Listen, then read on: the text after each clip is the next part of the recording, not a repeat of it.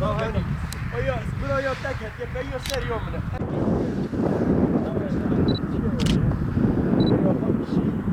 Gelsin böyle görsün halk onlara ne diyor, ona göre karar versin. Burada bir tane büyük bir tane tablo alıyoruz. Abi yer mi yok? Hazine malı bak yukarıda da var, her tarafta var. Burada yapacaklar. Abi oranın görüntüsü Yok ama abi de şey yapmış, hele buraya bak. Bu betona dereye yani böyle yerlere beton. İstanbul'a yeni çıkan çok güzel 1800. Böyle 200 burada güzel 3 milyon verin güzel bir yer yapıyor. Güzel bir. Tabii. Vallahi ya bak o orası. Aramızda toplanıyor. bu kadar ya. Sağlamlık olarak sağlam. Ya abi sağlam da araba çıkmaz, kesin araba da çıkmaz. Yazın Değiliz. Niye değiliz? Bize sormadan geldiler bu derenin içine yaptılar.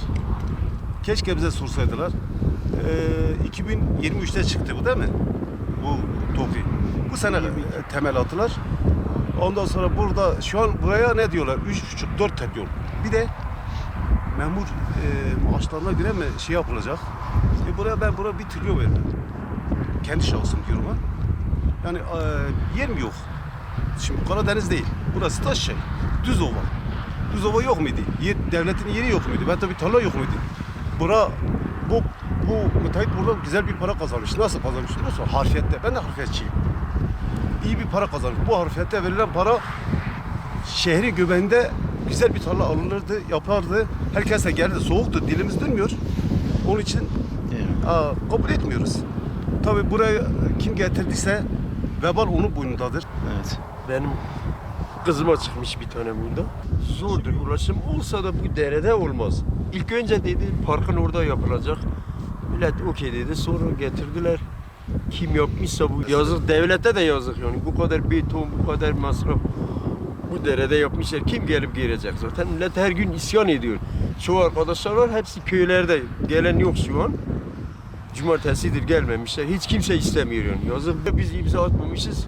Burada 80 kişi var. Hiç kimseye de danışmamışlar. Yani biz nerede yapalım? Kafana göre yaptılar. Çoğu arkadaşlar itiraz etti. Buradalar zaten. Değerler de her gün mesaj atıyorlar. Kimse istemiyor. İtiraz da ettiler. Kimse dinlenmedi.